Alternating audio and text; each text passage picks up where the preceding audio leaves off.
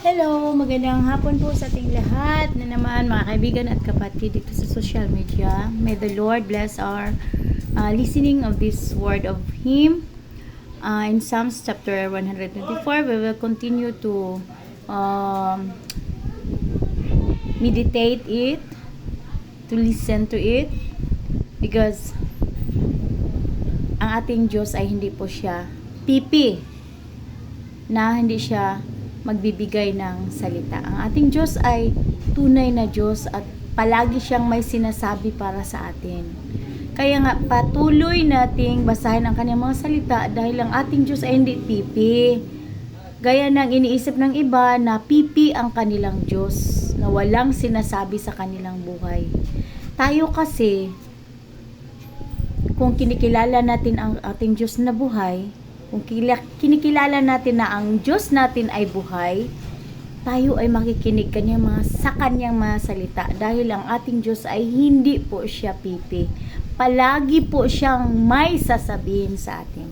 Kaya patuloy po nating pakinggan itong Psalms 124, chapter 124. Sa English pa rin ang basahin natin para yung mga foreigner na makaka-open nitong video na to, they will continue to understand it. Okay? A song of degrees of David.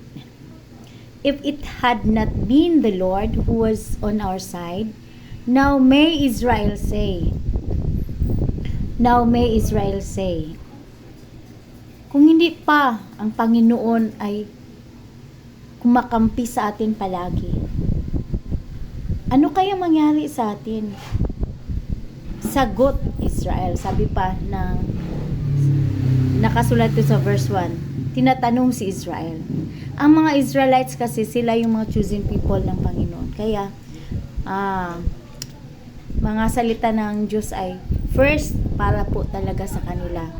At kasunod na sa atin na mga niligtas din ng Panginoon. Pag tunay kang mananampalataya na ng Diyos, may relasyon ka na sa Diyos, tatawagin ka rin na spiritual Israelite ka. Tayo ay spiritual Israelite kung tinanggap na natin si Jesus bilang Panginoon at tagapagligtas ng ating buhay. Tinatawag din tayong spiritual Israelite. Kaya ang salita ng Diyos ay para din sa atin. So kung hindi pa natin kakampi ang Diyos, ano na kayang nangyari sa atin sa kadami-daming mga pagsubok sa kadami-dami ng mga kahirapan na dinanas natin? Kung gialaw ng Panginoon na matalo tayo, ano kayang nangyari na sa atin? Verse 2, if it had not been the Lord who was on our side when men rose up against us. So yan yun.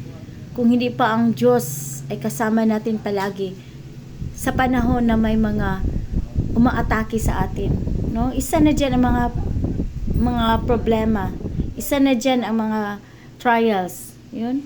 Hindi naman ang ating kaaway hindi po against flesh and blood. Hindi against literal na mga kaaway. Ang ating kaaway ay hindi nakikita. Si Satanas na siyang kumikilos para bigyan tayo ng panghihina ng loob, bigyan tayo ng kabalisahan. Yan ang ating kaaway, ang mga worries, ang mga anxieties. Hindi literal na kaaway natin ang ating kapitbahay, kaaway natin ating mga kaibigan, hindi. Ang totoong kaaway natin ay yung hindi nakikita na si Satanas. Kasi sabi pa sa John chapter 10 verse 10, Satan came to kill, to steal, and to destroy. Kaya siya ang tunay nating kaaway dahil gusto niya tayong patayin. Gusto niya patayin ang tao na hindi pa nakakilala sa Diyos, hindi pa nakapagsisi ng kasalanan, para pag namatay ang tao na wala pang pagsisisi sa kasalanan, papunta talaga sa impyerno. Gusto niyang patayin ang mga taong hindi pa hingi or hindi pa nakikipagrelasyon sa Diyos, wala pang relasyon sa Diyos. Gusto niyang patayin ang mga taong gumagawa ng kasalanan, kasalukuyang gumagawa ng kasalanan, dahil alam niya na pag namatay ang tao na gumagawa ng kasalanan, wala ng pag-asa, punta na talaga sa impyerno. At gusto niyang patayin ang mga taong maraming galit sa puso. Yan, mission yan ni Satan na mamatay ang mga taong puno ng galit. Dahil isa yan sa pinakadahilan na maimpyerno talaga ang tao pag puno ng galit ang puso. At I came to kill, steal, and destroy. Puso niyang nakawan tayo. Nakawan niya ang ating isipan mula sa kapayapaan. Nakawin niya ang ating peace of mind. Nakawin niya ang ating kagalakan. Palitan niya ng mga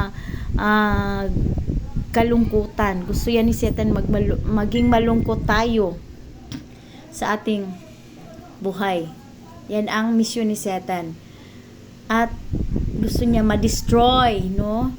Ang isa sa mga misyon ni Satan, i-destroy ang ating family. Left and right ngayon, normal na talaga sa panahon ngayon na nagkakahiwalay ang mag-asawa dahil mission nga yan ni Satan na normalize pa sa mga tao. Parang gustong-gusto nila na magkahiwalay kasi sawa na sila. Ay, sorry Lord. Pero ang pinakagusto talaga ng Panginoon na may intact family tayo dahil pag wala na, pag nasira na ang pamilya, nasira na rin ang purpose ng Panginoon na magkaroon ng pagkakaisa sa paglilingkod sa Kanya. At mag-ingat tayo mga anak ng Diyos dahil isa yan sa mission ni Satan na i-destroy ang family. Lalo na yung mga nag-a-abroad, intact pa ang pamilya sa pag-alis ng asawa, pagbalik wala na. Iba na ang inuwian.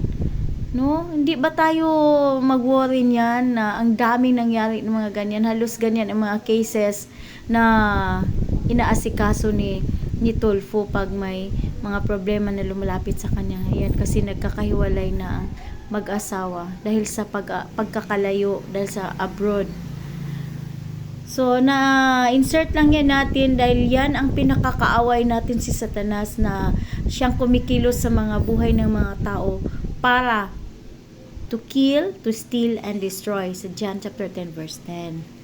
Verse 4, then the waters had overwhelmed us, the stream had gone over our souls. So hindi yan siya literal. So kung hindi pa tayo tinulungan ng Diyos, hindi pa tayo lumalapit sa Kanya, wala pa tayong relasyon sa Kanya, ayun, na overwhelmed na tayo sa mga iba't ibang pagsubok sa buhay. Pero dahil connected tayo palagi sa Diyos at panatilihin nating manatili sa Kanya kahit anumang mga kahirapan, huwag tayong himawalay sa Diyos, huwag tayong maghinto imbis na mapanghinaan tayo, mas the more na lumapit tayo sa Diyos, mas the more na maging prayerful tayo kung may mga problema man. Then the proud waters had gone over our soul. So kung hindi tayo nagkaroon ng tulong mula sa Diyos, na lumos na tayo dahil sa mga pagsubok sa buhay. Verse 6, blessed be the Lord who had not given us as a prey to their teeth. Glory to God. Dahil hindi tayo hinayaan ng Panginoon na matalo tayo sa mga pagsubok. Hindi tayo hinayaan ng Panginoon na mawalan tayo ng pag-asa. Iba lang talaga ang taong may connection sa Diyos. Iba lang talaga ang taong nanatili sa Panginoon dahil nandoon talaga ang kanyang guidance. The steps of a good man are ordered by the Lord. Our soul escaped as a bird out of the snare of the fowlers. The snare is broken and we are escaped. So para tayong mga ibon ba na nakalabas sa hawla dahil sa tulong ng Diyos. Sana kinulong tayo ni Satan sa magitan ng kanyang mga tricks, sa magitan ng kanyang mga techniques. Pero dahil may Panginoon tayo, nakakalabas tayo ng may kalayaan, hindi tayo nagagapi, hindi tayo naalipin ng kahit anumang kasalanan Dahil may connection tayo sa Panginoon at dahil kakampi natin siya palagi. Yan lang talaga ang kaibahan. Pag may pananampalataya ka na matibay sa Diyos, hindi ka kakayanin ni Satan. Siya mismo ang tatakbo mula sa iyo. Dahil sabi pa sa James, resist the devil and he will flee from you. So kung marunong tayong labanan, kung alam natin paano labanan Satanas sa pangalan ng Panginoong Hesus, tatakbo yan siya. He will flee from us. So ang importante lang na may relationship lang talaga tayo sa Diyos. Dahil kung wala tayong relationship sa Diyos, isa yan sa dahilan na si Satanas ang magmaniobra sa ating buhay. Si Satanas ang magkontrolar sa ating buhay, na kahit sa pananalita natin, siya ang magdikta. Kunting bagay lang nagmumura na kaagad. Kunting bagay lang, kunting problema lang, nagsasalita na kaagad ng mga bad words. So Satanas ang nagmanage sa iyong pananalita. Pero kung may relationship ka na sa Diyos, may relationship na tayo sa Diyos, si God ang mag-manage sa ating buhay. Si God ang mag-guide sa pananalita natin, na imbis na magalit tayo, pipray natin. Kung may nawawala tayong gamit, hindi natin makita-kita, hindi tayo mabagot, hindi tayo magsapot sa Bisaya pa. Instead, mag-pray tayo. Lord, saan ko kaya yun nailagay, Panginoon? Panginoon, saan ko kaya yun hahanapin, Lord? Pakita mo po. Proven and tested po talaga yan sa akin, mga kapatid. Ilang bisis na marami akong hinahanap. Katulad na lang nung isang araw ha, nawala yung phone paper ko sa necklace na giprenda ko. Hindi talaga namin maalala kung saan, kasi nagkaroon ng sunog dito sa lugar namin. So naghahakutan ng mga gamit.